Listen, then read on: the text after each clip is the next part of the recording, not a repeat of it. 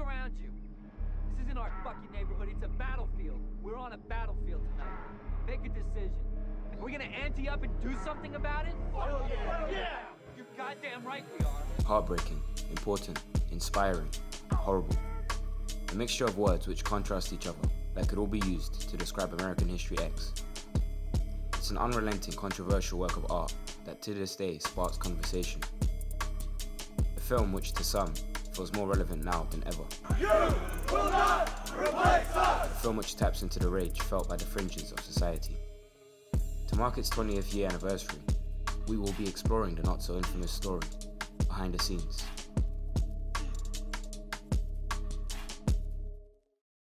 It all starts with David Mckenna. He drew from real-life experiences of growing up amongst the violent punk rock scene. He even went as far as to interview real neo-Nazis to attempt to understand their racial views. In an interview, he said, "I saw a lot of bigotry growing up, and it made me think about writing something about the world of hate-mongers." The script this controversial arrived at quite a thunderous decade, the 90s. The Rodney King beating and subsequent riots had sparked further conversations about racism. Creating a piece of art so edgy in its willingness to explore the underbelly of American society was an even bolder move, and would eventually face a backlash. Miraculously, the studios picked up McKenna's screenplay. New Line enlisted Tony Kaye to direct it, an eager filmmaker who had been waiting 14 years to direct a feature. Prior to the film, he had been the most respected commercial filmmaker of his time. He was so happy with the prospect that he took the contract to a synagogue to have it blessed. I signed it in front of the rabbi. I thought it would make it good.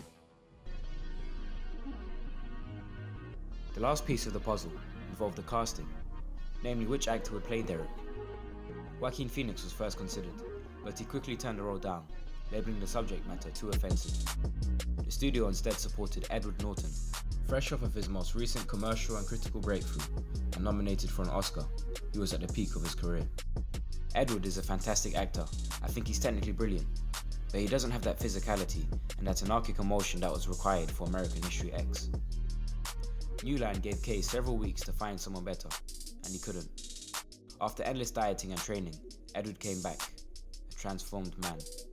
Finally, production could begin. Production itself ran smoothly. Kaye was also the cinematographer and gave his actors space to explore the roles how they saw fit. I think of myself as an actor primarily in the scene. I'm not in the scene, but my camera is, and I operate the camera myself when I shoot. I never really tell an actor what to do. I might encourage them to turn left or turn right, but I never get in the way. The infamy arrived in post-production. Kaye edited the first rough cut of the film, a swiftly paced 95-minute picture which he believed to be complete according to his vision. New Line thought differently. Upon receiving pages and pages of notes from New Line and his producers, and even Edward Norton, Kaye was overwhelmed. After throwing a hissy fit, he was barred from entering the editing suite. The film was now left entirely in the hands of Jerry Greenberg and Edward Norton. What was even worse was how Norton had allegedly cut the film to give himself more screen time. He was obsessed with his image, obsessed with screen time. Someone who used his time in the cutting room to beef up his own part, who had stabbed Kaye in the back, despite having been given the chance to do his best ever screen work. Kaye could no longer recognize his own film. I was so staggered by what he was doing to my film that I punched the wall and broke my hand. It doesn't end there. The Toronto International Film Festival offered a prime slot for the film until Kaye flew in to get it removed. This action alone probably halved the total box office revenue. New Line went nuts. It would have been a perfect launchpad for the movie, and I shot it down in flames. New Line head Mike DeLuca felt that he was protecting a child from an abusive parent, except that the child is our movie and the parent is its director. After all that, Kaye's next move was to attempt to remove his name from the film. Unfortunately for him, the Directors Guild ruled against his idea, as he had already publicly criticized the film. Upon receiving the news, he filed a case against the Guild for inhibiting his freedom of speech, wanting to sue for $200 million. But the case was swiftly dropped. We got a full hour to go. This is Larry King live. Kaye would eventually go on to befriend Hollywood's original problem child. We'll come back with Marlon Brando. There's lots of other things to talk I'm about. leaving now. It doesn't matter what he says. No, and we're going to take... Marlon Brando. It was in their conversations that Kaye revealed how truly unhinged he was. Because he couldn't remove his name from the film, he wanted to go by the name of Humpty Dumpty. He was even willing to get his name legally changed. "You're going to officially change your name to Humpty Dumpty," said Brando, laughing. "That's damn good." I had immersed myself in books about military strategy, and I got it into my head that I could arrange attacks on theatres that were showing the movie.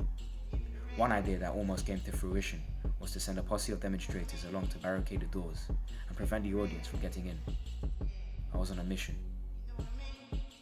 The making of American History X is a lesson in personal conviction, how the strive for perfection can lead artists down a road of lunacy.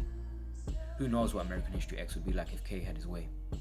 What we do know is that whether he likes it or not, he, not Humpty Dumpty, nor Alan Smithee, is responsible for one of the boldest films in existence.